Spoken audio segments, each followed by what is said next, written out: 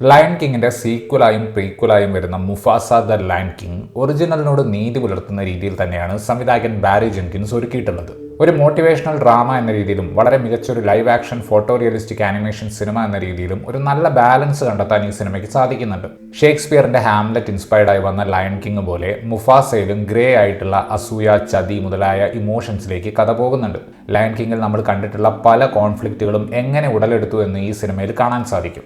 ആദ്യമേ പറഞ്ഞതുപോലെ ഇതൊരു പ്രീക്വലുമാണ്, സീക്വലുമാണ്. മുഫാസയുടെ കഥ റഫീഖി സിംബയുടെ മകളായ കിയാറയ്ക്ക് പറഞ്ഞു കൊടുക്കുന്ന രീതിയിലാണ് കഥ സെറ്റ് ചെയ്തിരിക്കുന്നത്. കിയാറയെ സമാധാനിപ്പിക്കാൻ പൂംബയും ടിമോണും പരാജയപ്പെടുമ്പോൾ റഫീഖി ആ ടാസ്ക് ഏറ്റെടുക്കുകയാണ്.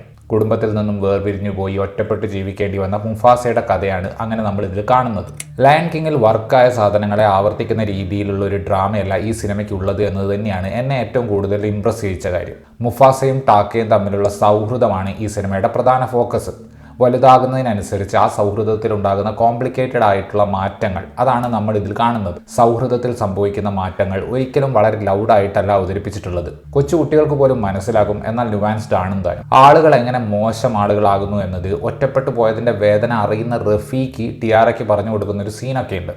സത്യം പറഞ്ഞാൽ അങ്ങനത്തെ സെഗ്മെന്റുകളിലൂടെയാണ് ഈ സിനിമ മുതിർന്നവർക്കും റിലേറ്റബിൾ ആകുന്നത്. ലയൺ കിങ്ങിൽ നമ്മൾ ഒരുപാട് തവണ കണ്ടിട്ടുള്ള ലൊക്കേഷനുകളും അതിലെ പല കഥാപാത്രങ്ങളും എങ്ങനെ ഉണ്ടായി എന്നതിൻ്റെ ഇൻട്രസ്റ്റിംഗ് ആയിട്ടുള്ള ഒരു ഫോർമേഷൻ ഈ സിനിമയിൽ കാണിക്കുന്നുണ്ട്. റഫീഖി എന്ന സ്പിരിച്വൽ ഗുരുവിൻ്റെ കഥ വളരെ എഫക്റ്റീവായി തന്നെ സാമാന്യം സമയമെടുത്ത് സിനിമ കാണിക്കുന്നുണ്ട്. തൻ്റെ കൂട്ടത്തിൽ എന്നും ഒറ്റപ്പെട്ടിരുന്ന റഫീഖി പൊതുവെ എല്ലാവരും മോശക്കാരായി കാണുന്നവരെ പോലും എമ്പതിയുടെ കണ്ണിലൂടെ കാണുന്നതും ഒറ്റപ്പെട്ടിട്ടും ജീവിതത്തെ വളരെ ഒപ്റ്റിമിസ്റ്റിക് ആയിട്ട് റഫീഖി കാണുന്നതും ഒക്കെ ഒരർത്ഥത്തിൽ ഈ സിനിമയ്ക്ക് ഒരു റിയലിസ്റ്റിക് ഫീൽ ഗുഡ് സ്വഭാവം കൊടുക്കുന്നുണ്ട്. വിഷ്വൽസിന് പ്രാധാന്യം കൊടുക്കുന്ന കുട്ടികൾ മേജർ ടാർഗറ്റ് ഓഡിയൻസ് ആയിട്ടുള്ള ഒരു സിനിമ റൊമാൻസിനെ സെൻട്രൽ കോൺഫ്ലിക്റ്റ് ക്രിയേറ്റ് ചെയ്യുന്നതിനുള്ള ടൂളായിട്ട് ഉപയോഗിച്ചത് ഇൻട്രസ്റ്റിംഗ് ആയിരുന്നു. സിനിമ മുന്നോട്ട് വയ്ക്കുന്ന ജെൻഡർ പൊളിറ്റിക്സും രസകരമായി തോന്നി. മുഫാസ ചെന്നുപെടുന്ന സ്ഥലത്ത് മുഫാസയോട് സ്ത്രീകൾക്കൊപ്പം പോകാനാണ് പറയുന്നത്. സ്ത്രീകളോടൊപ്പം പോയി മുഫാസ പഠിച്ചെടുക്കുന്ന പല കാര്യങ്ങളുമാണ് അയാളെ നമ്മൾ ലയൺ കിങ്ങിൽ കണ്ടിട്ടുള്ളതുപോലെ ഒരു നല്ല നേതാവാക്കുന്നത്. ഞാൻ നേരത്തെ പറഞ്ഞതുപോലെ ലയൺ കിങ്ങിലെ കഥാപാത്രങ്ങളെയും സ്ഥലങ്ങളെയും ഈ സിനിമ എസ്റ്റാബ്ലിഷ് ചെയ്യുന്ന രീതി കഥയുമായി ചേർന്ന് പോകുന്ന പോലെയാണ്. റഫീഖിയും മുഫാസയും തമ്മിലുള്ള സൗഹൃദം, ഐക്കോണിക് ആയിട്ടുള്ള പ്രൈഡ് റോക്ക് എങ്ങനെയുണ്ടായി, ഇതെല്ലാം നമുക്ക് ഈ സിനിമയിൽ കാണാൻ സാധിക്കും.